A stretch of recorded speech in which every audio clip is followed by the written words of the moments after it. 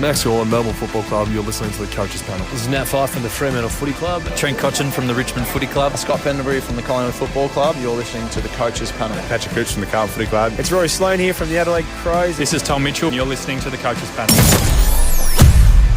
Hey, it's MJ from the Coaches Panel. I hope you're well and welcome to another strategy roundtable where we help you navigate this upcoming round of AFL Fantasy and all the big divisions, the players, the strategies that are going to help you into this round. We want to help you through it. Joining me on this episode, as he has right throughout the season proper and the pre-season, it's pretty much a regular part of what we do every single week. It's MiniMonk. Hello, mate. How are you? Yeah, I'm not going too badly. How about yourself? I'm doing well. And also back on the pod for his first time in season. In the 50s, relevant. You heard this a bunch of times. Couldn't today longer. Sneak him back in on the podcast. Jordox, how are you, mate? I'm good, mate. Good to see you boys. Really excited to have a chat about the fantasy season so far. There is a lot of stuff that, lads, we want to cover this ground on this episode. Back into best 18. So no Magpies.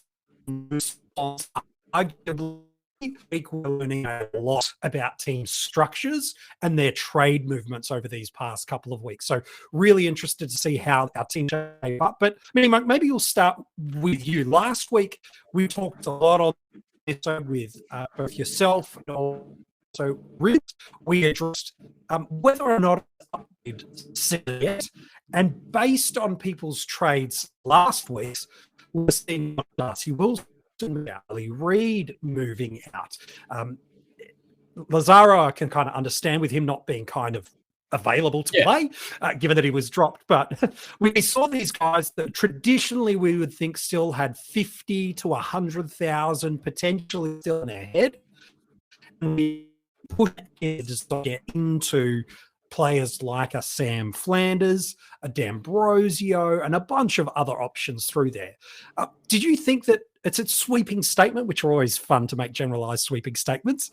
Do you think we made some mistakes as a community if we forced and pushed trades and have lost some cash generation as a result of that? Was it upgrade season last week, knowing that really this week we're probably in the more traditional landscape of upgrade season? I think this week is probably where I would define as being the start of upgrade season for this season. I think last week you could have forced an upgrade. I think there was a lot of different ways that coaches were looking to do that. It was a lot of coaches were jumping off of failed mid prices or who they considered to be failed mid prices. You know, the likes of Nat Fyfe was being jumped off by people. James Jordan, some people went off a little bit early. But some people were also trying to jump onto premiums that probably hadn't come down as far as what they'd hoped for, or were jumping off of rookies that hadn't had the time to really mature and really get up to their fattened state.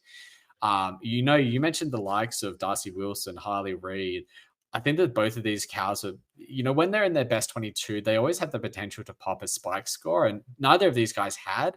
That doesn't mean that they were always going to, and I don't think you can say that it was a failure to jump off of them early if you were happy with the trade that you got on the back end of it. But it might hurt you in the long run to do so. You might have got an additional 30 or 40 points this week over the rest of the crowd, given that it was best 22 and you might have had a better rookie on field as a result of it, or you might have a better premium on field. But to say that that's going to be beneficial, well, it's really going to depend on the long run, because you might have lost 100, 150Ks worth of cash generation out of a Darcy Wilson or a Harley Reid, really depending on the cash cow that he got into. Like if you went on to a Clohessy this week, then it was a massive game. But if you moved on to a Harvey Thomas, that's basically a dead cow now at this point. Yeah, it's true. You bring him up, and Jordox, I think you traded into Sam this week too, just gone in AFL Fantasy. So routing that rookie gauntlet, which can often be the case, we haven't really seen side of them, and you've banked a really nice score and one less issue for you in your specific team to trade into. But it feels simplistic to always say this is the number one priority for people. But gosh, you got to have some unique components, Jordox, to your side this week to be fading on Sam, don't you? Oh, he's decided. I think you're on mute there, buddy. He muted himself. Our first for the season. Your first for the season. Oh, well, that was always going to happen, wasn't it, fellas? Yes, no, I did jump on to Closey this week. And Minnie was saying before, the difference between, grabbing a Closey versus Harvey Thomas, it's a flip of a coin type of stuff. This week, you've got Closey, obviously, but you've also got Graham as well down there. So I think, he's going to be pretty popular. Going back to sort of the discussion around when does upgrade season start? Last week, did we maybe jump a bit early on a couple of those guys that are coming down in value? As someone who's come from the background of the more trade limited formats of fantasy, it's something I've had to really get my head around with AF is that, all those old traditional ideals of you got to wait for that primo to bottom out before you jump, or wait till a certain player is at the absolute worst possible break even before jumping. AF, it's more of a balance. And last week you might have jumped off a guy and jumped onto one of those primos, and you could have got him cheaper in a few weeks, but that's the trick of AF. You've got those two trades every week and you have to use them.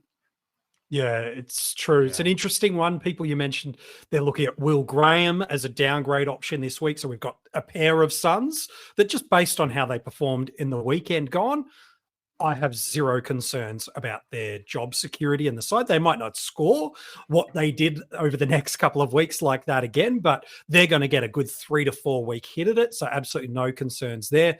Probably the other option, we'll talk about the Swans that are departing in a moment and who we should prioritize. The other one's probably Charlie Comben. Now, if we're talking super coach, it's probably a different conversation. We'll do that in 24 hours time. But MiniMonk, he's not, again, going to 107 every single week. We'd love it if he does. But what's your takes? Under 400K, we're probably not desperate for a rookie downgrade just yet. But where would you sit him in the priority of these 3 sub 400 downgrade options? I think that Close is the clear number one. And I mean, the trade-in numbers for him are just showing it. It's every man and his dog who doesn't own him is getting him this week. He's been traded in by 27,000 coaches at the time of recording. And I expect by the time that the round starts, rather, that'll probably be closer to 50,000. I would be shocked if it's not that high. But deciding between Graham and Comben is a bit of a trickier one, actually. I think that Comben's not the type of player you want to pay over 400,000 for. So if you're going for him, you're probably going this week. And I think he might give those coaches that tried to go a little bit early into maybe what we might think is being a little bit early into upgrade season. If they went a week early on, bringing in a Flanders or a Zork or upgrading elsewhere, maybe they can actually go a Classy and a Comben, fix a couple of red dots or fix a failed mid prices and a red dot and be able to, just say, I'll hold water for this week. I'll get 2 players that have negative break-evens. I'll make that money back up a little bit. And then I'll kickstart in with the kitty that I can bank over for next week as well. That's probably the route that I'd take there. And I think that if we see it again from Graham, we see another 60 on the weekend. We see his high CBA rate like he did, on the past weekend. I'd have no issues trading into him about 300K next week either. Well, and that's what you mentioned is he's available, isn't he? Comben's a really tricky one because nearly 400K for a cash cow, even with that break even. And I'm not embarrassed to admit that when I saw that score on the weekend, I thought, hold on, who is Charlie Comben? I had a bit of a look today. And so it's his 4th year on the list. So he's not, a baby in that respect. Hasn't played many games, but I noticed last year he did score an 80 and a 77 along with some utter trash scores. So the guy can take a mark. Now, I'm pretty sure he was playing forward last year, and this role he finds himself is in the back line. And, it's not the first year we've said the North back line is a good spot to sit if you're trying to get fantasy points. The last few years tell us that. So if Clarko perseveres with him in that spot, I think what Minnie said was spot on. You don't want to pay over 400. So it's the balance between I want to have another look at him because where did that 107 come from versus, he's too expensive to wait. Yeah. I think it's a really tricky balance. I mean, we look at someone like Ben Mackay, who was basically playing as that key defender for North Melbourne last year. And I think this was Rowan who actually threw this stat at me. His ceiling score was in the 90s in the years that he's been playing at North Melbourne. And Common's gone and pulled a 107 out of the hat. And, yes, that North Melbourne defense is getting battered. Yes, there's a lot of points to be had down there, but it's not normally for the key talls. It's normally for the smalls that are doing the distributing job. So he had a very good game on the weekend. He was really, really good to watch.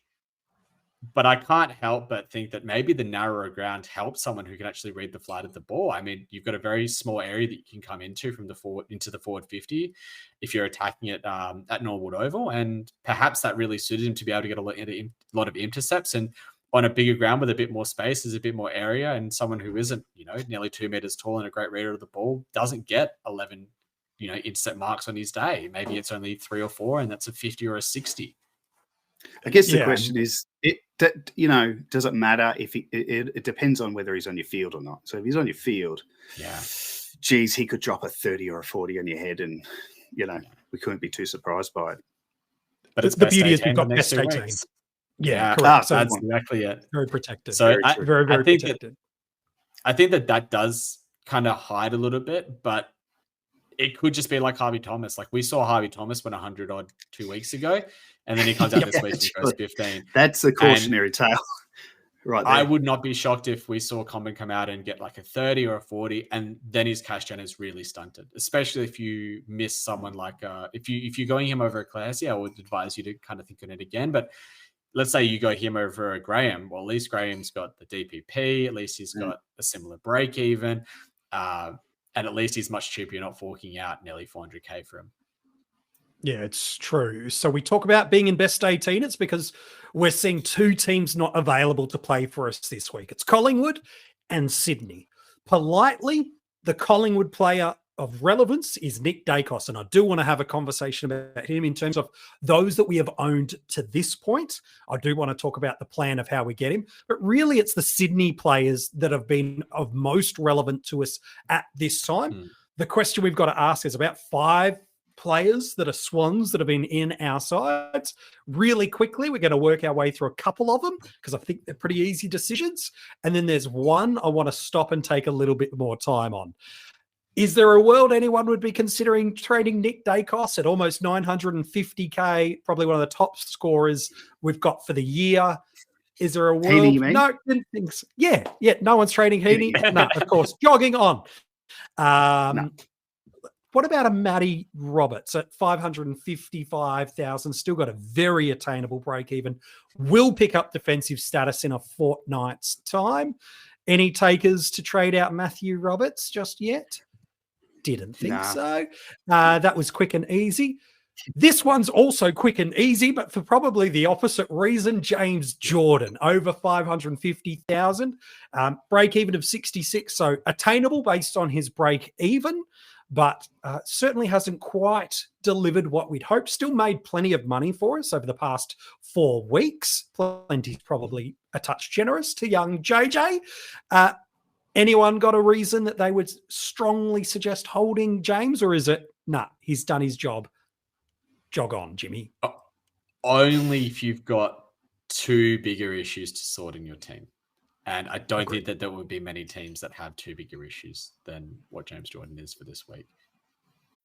I just MailChimped my marketing. You MailChimped your what? I MailChimped my marketing with AI to create an effective marketing campaign in minutes. No, MailChimp and Way. Yes, MailChimp and Way. Now I can hyper-personalize my campaigns across email and SMS. You can do all that with MailChimp? What did I just MailChimp and say? MailChimp your marketing with the #1 AI-powered email marketing and automation platform, Intuit MailChimp. #1 based on publicly available data on competitors' customers. Plans vary. SMS available as add-ons. Visit MailChimp.com.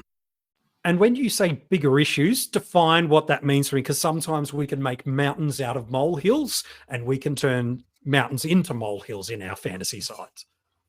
I think that in my mind, if you've got 2 rookies that are like at the 400K marker and they're both stored in cash gen, they're both not playing, you can't see them coming into their teams anytime soon, maybe I would prioritize them over James Jordan, but I honestly think that he becomes one of the biggest issues to trade out this week, because not only is he not making cash, he's sitting in your forward spot, he's a mid-pricer, he's done his job. no, he's on the bye this week. Just get rid of him. Like I would struggle to think of a team that wouldn't be in a good position, wouldn't be in a position where getting rid of him is the right move. Yep, I think that's a fair shout too. No, let's talk about. I want to talk Nick Dacos. I'm deliberately putting Brodie Grundy back just for a minute. Nick Dacos, he's dropped give or take about $80,000 off his starting price. He's not available to us. Average of 98.2 is, I would say, probably a win for those that faded Nick. There was probably really only one game in round one where you were nervous about it the whole time, but pretty much since that point on, you felt relatively comfortable knowing that he wasn't surging into the 7-figure mark. The match against St Kilda sealed that. And I thought, relatively speaking, the game we were all concerned about for those that owned him, here comes a stinker. Those that faded him, here's what I'm banking on. It was probably on the side of those that went him. It kind of went their way. So really it's a St Kilda matchup where I think he got like a 61 that's pretty much defined where the faders feel content with the decision that they've made. Jordox, give me from the position of someone that faded Nick, what's your thoughts about that? And then, Mini, I'll almost throw the other side of it to you for those half of the community, because it pretty much is a 50-50 split in the community about who started and who faded. For someone that's faded him, how urgent a priority is getting Nick Dacos into your side now, Jordox? Because you've quote-unquote won how your gamble or gambit had went. Now, what are you going to do over these next 7 days to plan and prepare to get him into your side, and how quickly? Yeah, it's definitely a tick for the faders. In reality, I actually started him, so I'm trying to think the opposite of what I would be thinking this week. Look, I don't think he's, urgent. And the break even gives us that. So obviously he's got the week off this week. Next week, that's right. So he could have a monster and still drop a bit of coin. So that's a minimum of 2 weeks, 2 rounds before a non-owner would need to find a way to get there. And then I reckon with someone like Dacos, as good as he is, I think you could play the break-even game. There may be a week where his break-evens, are still over 100, but that's the right time for your side. That's when you've culled a couple of cows, you've got a guy ready to upgrade. I just don't think it's an urgent thing at this point. We've seen already the start to this year that Collingwood's hasn't quite been what it was last year. I think they're still working out a few things. And, we've seen Dacos go back, see him go into the middle. I reckon there's been times where they've probably put him forward. We know how good the guy is. He's going to score wherever he is. But if you don't have him, there's probably a lot of other things that you could prioritize ahead of it. And I think that's an interesting point for us, MiniMonk, to get to, because yes, he's on the bye in Port Adelaide. So this was the 3-week block that coaches were comfortable to go against Nick Dacos, just based on legacy of information we knew heading into the preseason and season proper. But then after that, it's Essendon, an awesome matchup. Carlton, potentially tricky. And then West Coast, Adelaide, Fremantle, Melbourne, North Melbourne, and then the next bye. So my goodness me, there are some teams that a firing Nick Dacos could absolutely put a stretch of 120 plus things on our head for us. For those that started him, what's your take, MiniMonk? You've lost about $80,000, which isn't ideal, but it's certainly not a season-defining loss move, is it? No, it's definitely not. And you're probably just saying, I've got myself a top 6 defender, probably a top 3 defender between now and the rest of the year that I don't have to trade into now. And I think the other thing of solace you have a round 15 bye defender already. And there are not many teams that have one of those. We look at the 6 teams that are on the bye that round. Adelaide, don't see a defender being a premium there. Collingwood, just Dacos. Hawthorn, maybe Sicily comes around. Maybe he's a top 6, but at this stage, it's not looking likely. Richmond, short, not looking likely at this stage. St Kilda, maybe Nazaya, maybe Sinclair. You could probably pick one of those and have one of those around 15 defender. And the Doggies, there's nothing. So realistically, you've got one out of the probably 3 defenders on the round 15 buy already tucked away, screwed away. You don't have to trade into them. You're in a great spot. Like if you've been able to hold Nick Dacos through, you get through between now and to the end of the buys. The end of the mid-season buys. You've got him locked away, and you can focus on going for other upgrades. Like you can take your pick of whichever midfielder or whichever forward you want to go for now. So you might have taken a bit of a pain over the first 4 weeks so far, but it is what it is. You're out the back end. Enjoy the ride from now on. Yeah. My advice for someone that's not owning Nick Dacos is your gamble has won so far. Don't keep loading that dice for too long. He is too Don't keep good putting of a it all on footballer. red. No. You got to put it on black at some point, or black and white at some point.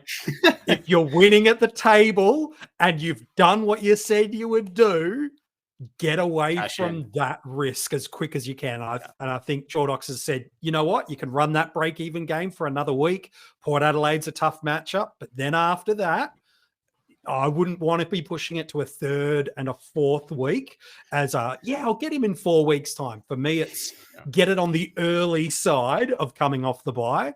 Otherwise, the money you've saved could be very quickly undone with Nick Dacos. He can put a 50-point quarter out very easily. What do we think, though, for the argument, Dacos to start or to fade? I think it's win-win. I reckon both sides of the argument would be pretty content with where things are and how his scoring went. I think non-owners are probably a bit happier at this stage. I think that's signified by his ownership at higher ranks at the moment. But I think that non-owners need to jump on at some point, probably in the 3 weeks after his buy, maybe 4 weeks after, depending on when he mins out. If he's at sub 900K after the Port Adelaide game, and you can get him at round 7 at 880, 890K, you've almost got to make that jump. Like we talked just before about forcing upgrades.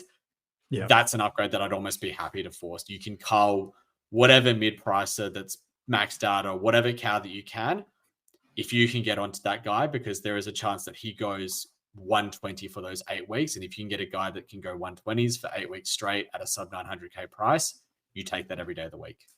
Yeah, I wouldn't be going any deeper than the round 9 matchup against West Coast. If you do not have him by that period of time, because Collingwood will need the percentage boost, they will be putting their foot on the throat of the Eagles in that match. If you are running the gauntlet much deeper than that, regardless of the break even, my goodness me, it could be a bit crazy and messy for you. We want to get back to Grundy in a second as the last player off the bye, but just a little sneaky one for you. MiniMonks shouted it out on a podcast for us a couple of weeks ago. Just want to leave this one for you there. If you're watching this on YouTube, thank you. Welcome. Nice to see you. I hope you subscribe to the channel. But the break even of 61, he's under 700K, and he's a guy that has shown he's got a history of 90 plus average and can do what he did last weekend, which is big tons. Yeah, you want to find a way to get a cash cow off the ground and maybe still make some money and bank some points. Just saying, just putting it out there that he could be an option for you maybe after the Port Adelaide. I will just say, Jordan De Goey's type of player, he's getting a lot of CBAs, but when he's not in the CBAs, he pushes forward. Now, if you go to DFS, you look at their season-long ticker, and you look at general forwards, you'll see that Port Adelaide, Essendon, Carlton, and West Coast, 3 of them are dark green, and 1 of them is light green. 660K, it's a tempter. It's more than a tempter, MiniMonk, that's for sure. Let's talk about the rucks for us a little bit. It's been a fascinating line. If Max Gawn hadn't done what he did in opening round, I would suspect his ownership would have been even higher. Had Brodie Grundy not done what he did in opening round, I suspect based on his preseason, his ownership would have been a lot lower. And thank goodness Tristan Cherry has done exactly what we forecasted and projected him to do, while Marshall and English have been around the ballpark of what I think owners would have hoped for. English a little sub over the past fortnight, but really, if in totality, we're feeling pretty happy about what it's kind of looked like. But Brodie Grundy now MiniMonk presents us this interesting spot. An average of 91 is not bad.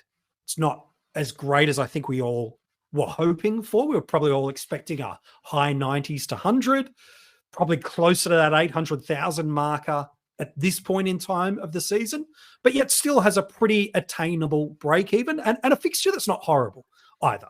No. After the buys. No.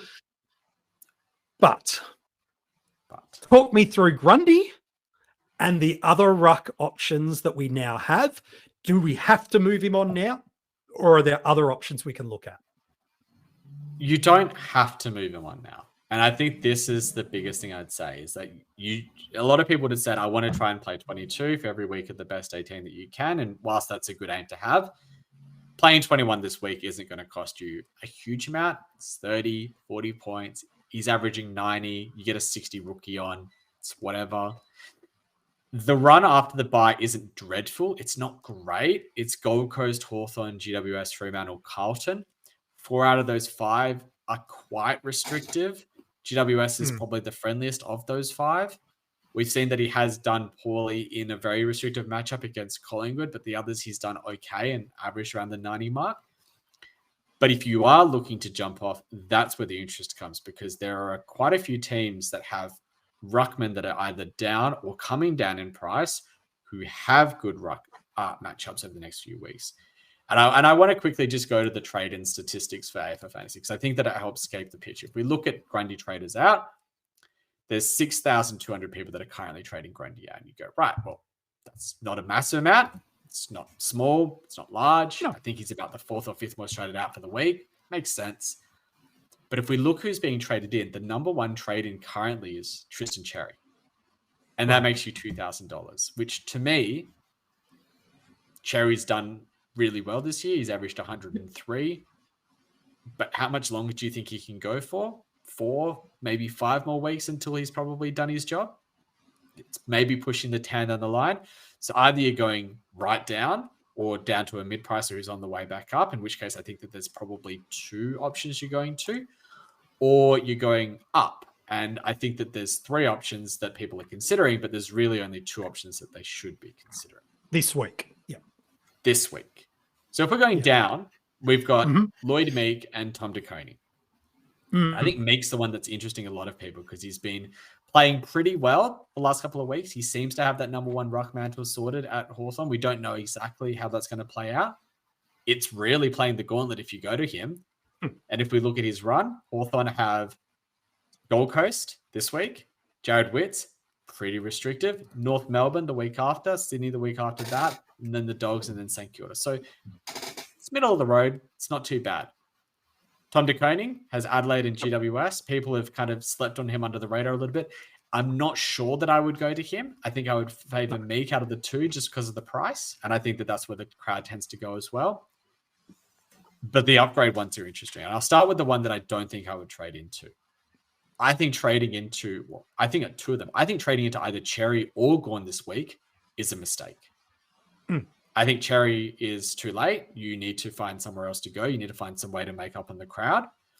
And I think the similarly with Gawn, except for the fact that Gawn also has the bye next week. Yeah. And that is just, he's had a really good run. He's scored really well, but his ruck one coming up after this week and after his bye isn't nearly as appetizing. So he's got Brisbane this week. He's got Richmond the week after, Geelong, Carlton. The rest of the run up into the bye is not great. Yes, he's on the round 14 bye, which is nice.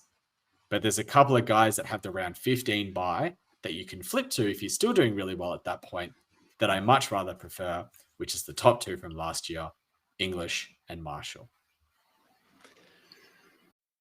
Ryan Reynolds here for, I guess, my 100th Mint commercial.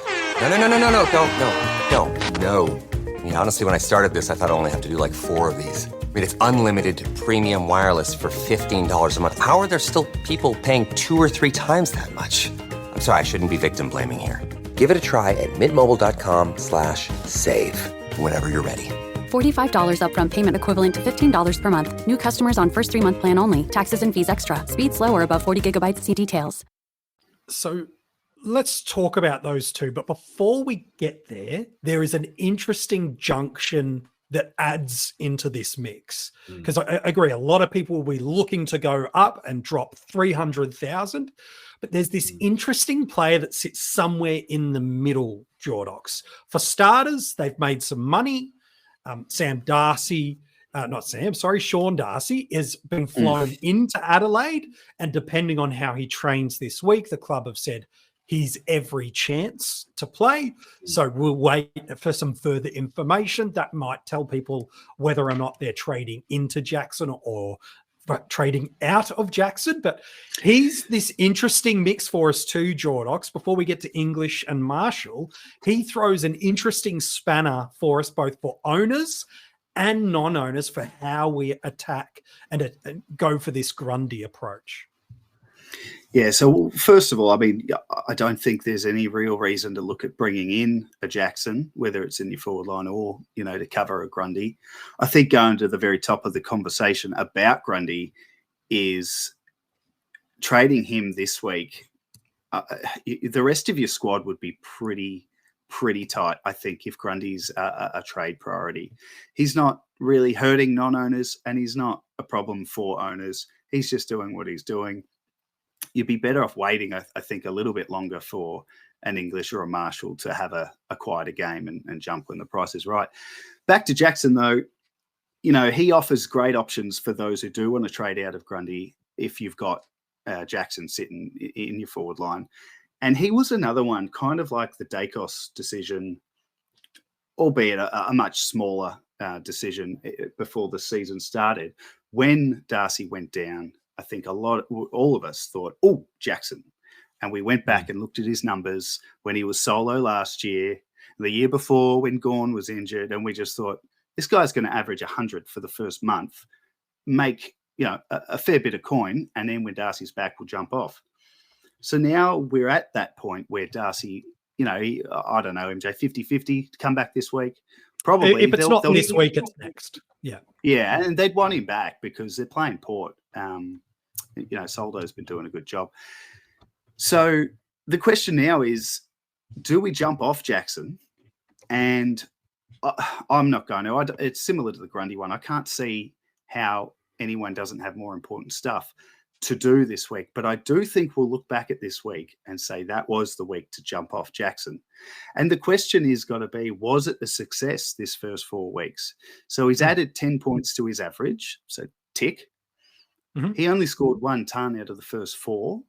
I don't think that's a tick for the expectation that this was going to be a month of hundreds and then get out of it. So I just think it's an interesting one for those that didn't start him. They'd be thinking, yep, I don't think I missed out too much there.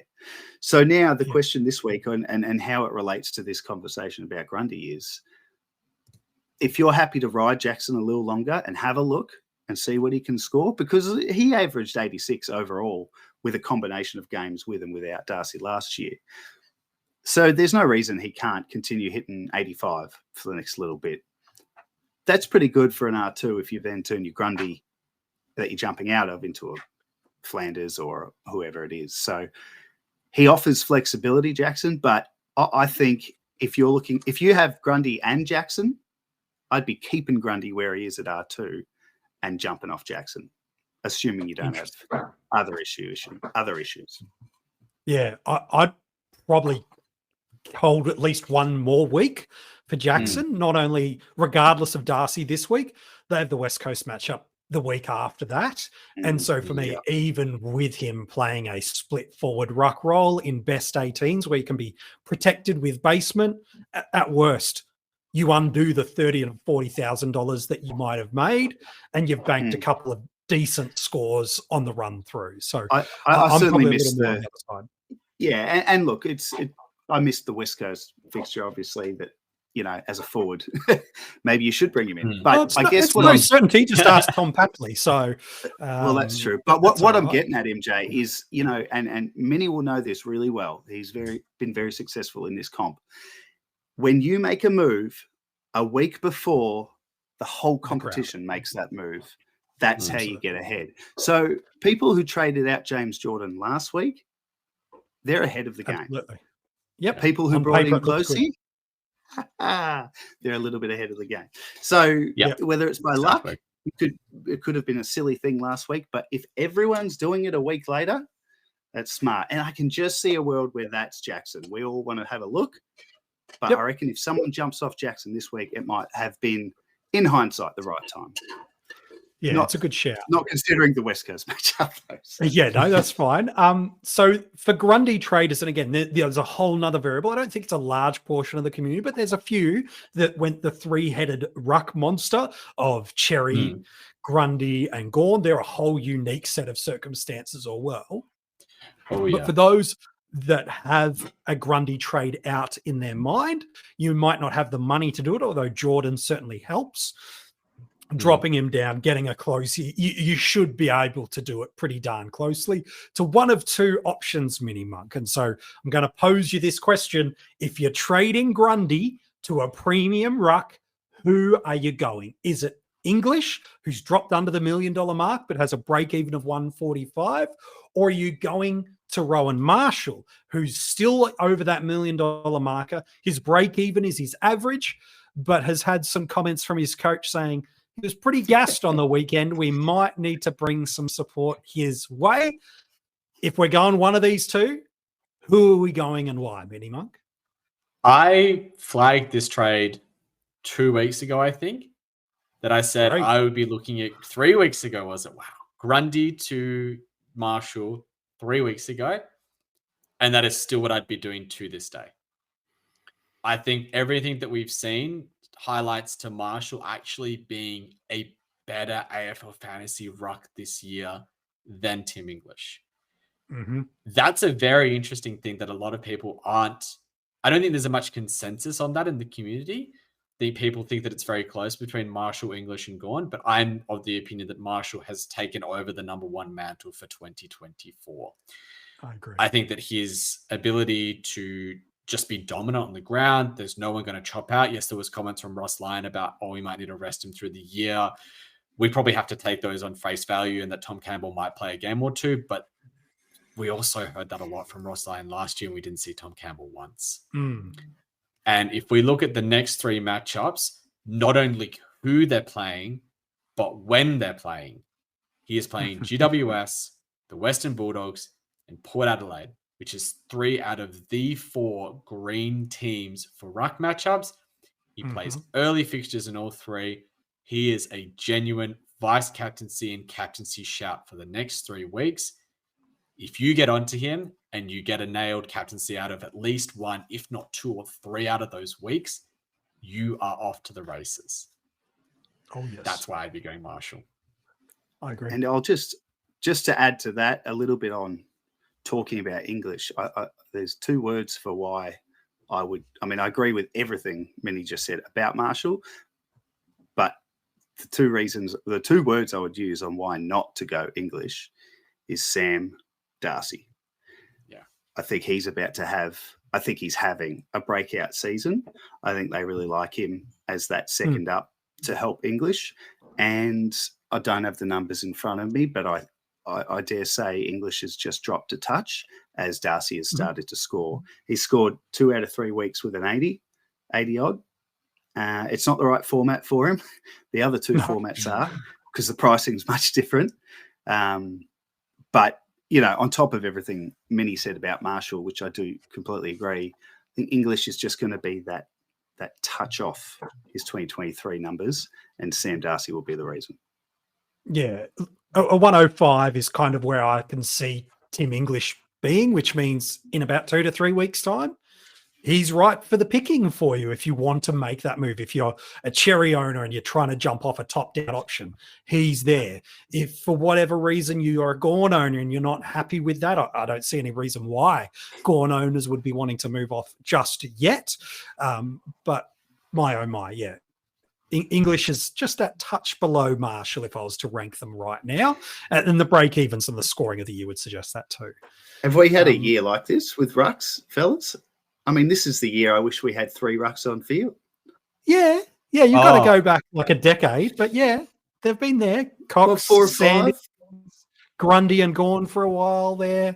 No, but I mean, most years there's 2 or 3. Like this year, you could safely start I'll be comfortable with, 4 or 5, and that'll weasel its way down to maybe Gawn and Marshall. But yeah, it's there are people who had Sherry at R3 to start the year. I mean, it's just maybe next year we're going to have more ruck spots.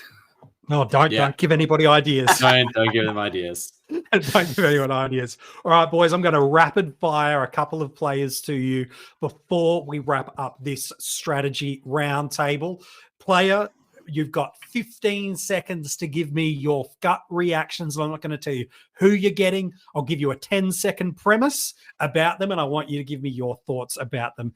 We will start with you because I know there is no way Jordox is being objective about this bloke. Jake Saligo, MiniMonk, popped a ton for us last week, got a break even of 43. It's probably looked the best any Crows midfielder has all year, and that's not from a fantasy perspective. That's football in general. Can you trust him? And is it worth making the trade to bring him in and probably kick a cow off the ground? Potentially, but so much uncertainty, high risk, high reward, not the type of play that I'd go for. I agree with that. Jack Bowes for you, Jordox, got bulk CBAs coming back from injury. Pretty similar price point to Saligo. Didn't have the same score, but starting to build into the year, and Geelong are still a couple of weeks away from Danger and Guthrie coming back into the side. Would you say similar sentiment to MiniMonk, or is this one a little different? No, I think it's different. And the fact that he's a defender eases the risk factor to a Saligo. And also the fact, we talked about this in preseason about being burnt by a player, not being scared to have another go the next year. Fife and Yeo are showing us that you can have another go. And I think Bowes, he had that one quarter last week where he scored just under 50, and then he backed it up with 4 quarters as a midfielder, and the Cats are flying. So I think he's going to get a run finally. Body, as long as his body stays fit, I think he'll get a run in the guts. And at 550 in the back line, yeah, I'd have a go at that. All right. Speaking about that 550 marker, D'Ambrosio, the past couple of weeks, he's been a trade-in option, but after basically spending the entire last quarter on the bench, just could not get back on the field. Simple question for you, MiniMonk. Is it time to go, or have you got other priorities? He can go if you don't have other priorities. That's a nice answer. Speaking of backlines, Jordox, Blake Howes, pretty much his break-even is average. They're lining up, which is what we would say historically is time to go.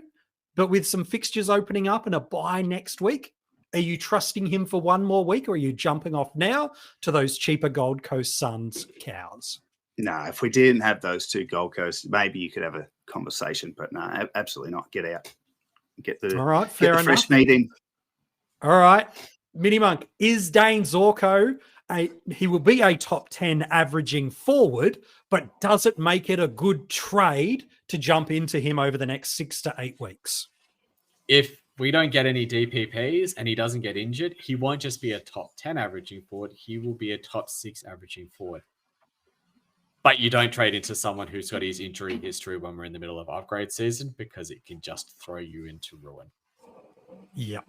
This episode is brought to you by Allstate. Some people just know they could save hundreds on car insurance by checking Allstate first. Like, to check you have the tickets in your wallet first before you drive 2 hours to the big game. Seriously, you had one job. Now the closest you'll get to the 50-yard line is parking lot D. Yeah, checking first is smart. So check Allstate first for a quote that could save you hundreds. You're in good hands with Allstate. Savings vary. Terms apply. Allstate Fire and Casualty Insurance Company and Affiliates. Northbrook, Illinois. It's very, very true. Same thought, maybe not the injury history, but Jordox, a pair of really, in fact, the last 3 weeks really for Shai Bolton has been really, really nice. Very attainable break even, is on the bye next week, so it's not a move for us this week. But post-bye, are you telegraphing getting into Shai Bolton at around about 760, 770K as a priority? Oh, look, I'm not. I love what he's doing, and he's so good to watch, Bolton. I think Minnie made a really good point before about the DPPs. If we get absolutely nothing for the forwards, all of a sudden Bolton, yeah, he could be one of the top ones, but I just I don't have the stomach for it. Some of his basement scores in the past, just not for me. But he's a sort of guy that could take you places.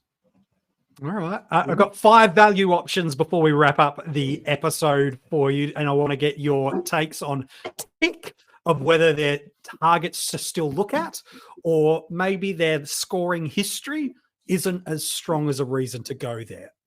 Dylan Moore, he's going to probably be under 700,000. He's given us years where he's pushed high 80s before in AFL Fantasy. MiniMonk, in a week's time, maybe even 2, is Dylan the guy that's going to help you get more cows off the ground for you, or are you looking elsewhere? Big watch on the roll, but it's tricky with Will Day coming back soon. I'd probably pass for the time being. Yep. All right. Fair enough. Staying in the Hawthorn spot for us, Jordox. Again, who would have thought a guy that many thought would be a top 3 to 4 defender now can barely crack an 80? That said, a lot of his poor average is due to that first round score. He's going at 90 in the past 3. Probably much more bottomed out around that 760 price point, barring him hitting a ceiling game this week. You interested in James Sicily, or are you, again, not really trusting his scoring? MJ, life is already stressful enough as it is, mate. Having Sicily would just keep me up at night. Look, I'll say this. If you're just playing for leagues, get him in. But because being against him when he goes big, it's just a killer. But playing for overall, I'll just keep it simple. Not for me as well. Maybe the other formats. Jack Sinclair, MiniMonk, dropped under 900,000 for us, is probably at an attainable break even. Has that nice fixture that you've mentioned for us for Marshall and a good buy structure. Is now the time to jump on Jack, or again, do we have other priorities that you'd be pushing for in our back line? I think most teams have already got 3 or 4 premiums and a mid-pricer and maybe a Nick Martin or an Amon that's going to flick back there in a week or 2 when we get DPP. I don't think it's the time to be upgrading into premium defenders at the moment, so I'd be passing. And Jordox, does that put, Shorts in a different conversation? There's about 120,000 difference and certainly some scoring as well that's different, but similar sentiment for you, mate, that, you know what, with the DPPs and the options we've already got, our midfields, our rucks and our forwards are the greater trade priority at the moment? It is. I mean, if the price is right and there's someone in the back line that could turn into a primo, then sure, you consider it. But I don't think... I think Jaden Short's fantasy days peaked when he was with Dimmer, and I can't see him get back to those heights. Still a great player and, very handy in drafts and whatnot, but I just don't see it in fantasy now. Yeah, trading into a premium defender or any defender that's not value, as in a cash cow money maker, you are focusing on the wrong end of the ground, would be my suggestion. And then lastly, MiniMonk, I had to throw one of your boys to you. Going at 110, hitting an interesting break even. We're starting to look at some cheap midfielders, and like you've mentioned, we're about to roll back the Roberts, the Amon, the Bonners, the McKirches into our backlines, and we can start to look at the Marty Hoare, the Williams, a bunch of different options. We can look at attaining them as upgrade pathways to a premium mid. Is Andrew Brayshaw someone you're looking at? No. Ooh, talk to me. Not even a squint? Not even a squint. He is the 3rd banana in that midfield now. He is behind Sarong and Young for CBA percentages. And the fixture and the price is just not there and just not low enough for me to go for him. All right. But it's coming from a Freo man. So that's good. I know. Yeah, we were both pretty bullish on him in the preseason, but proof is in the pudding now that if he gets to 900K, I'll listen. Well, he's still, he's still sitting at 110 average. I mean, he's, He is still sitting at 110 average, but he's also priced at 110. Yeah, correct. True. And when you're in upgrade season... I'd be tempted. Yeah. I'll be tempted, but I'll keep MiniMonk's voice in my ear. Yeah, no, it's always well to do that. Hey, lads, it's been an absolute pleasure to have you on this episode. Jordox, nice to have you back on the pod, and we might see you a little bit more from time to time during the AFL Fantasy Roundtable season proper. Thanks, mate. Thanks, guys, for having me. It's been good fun. And MiniMonk, I'm going to call you back in 24 hours. We're going to double up and do Supercoach duty as well. All right, mate. So rest up. You've got 24 hours. And then we're going to jump into another strategy roundtable with the other format. As always, mate, some great work from you. Cheers. And you're just wanting everything out of my brain in this week, hey? Yep. Just absolutely, every week. Farming it. Every week. Every week as the community, we're farming minds, wisdom out of you. Hey, thank you so much. If you watch this on YouTube, let us know what your trade plans are below as a comment. We'd love to know. We'll make sure we answer those trade dilemmas that you've got. If you haven't subscribed or shared the videos in your AFL fantasy circles, it's not too late. Make sure you do that. If you're listening to this as an audio podcast, thank you for listening. If you haven't subscribed from wherever you're listening to this podcast, jump in. It's not too late. Make sure you do that and give a 5-star rating. It helps others that are looking for AFL fantasy content in their podcast ecosystem be able to find the coaches panel if they haven't already done so. And then, of course, to our loyal and new Patreons, we are only able to do what we do every single week, whether it be the podcast, the videos, social media, and a bunch of other stuff that happens exclusively for you. We exist for everybody to listen to, but it's because of Patreons like you that financially support us. Whether you want to jump in at that breakout, that premium, or that cash cow tier, there are great rewards available at every single level, and we'd certainly encourage you to get involved in that with all the details in the description of this episode. Good luck this week. Back into best 18, no Collingwood and no Swans. And as MiniMonk has declared, it is upgrade season. So we can all jump in to officially hitting upgrade mode. Good luck this week, and I hope everything goes your way.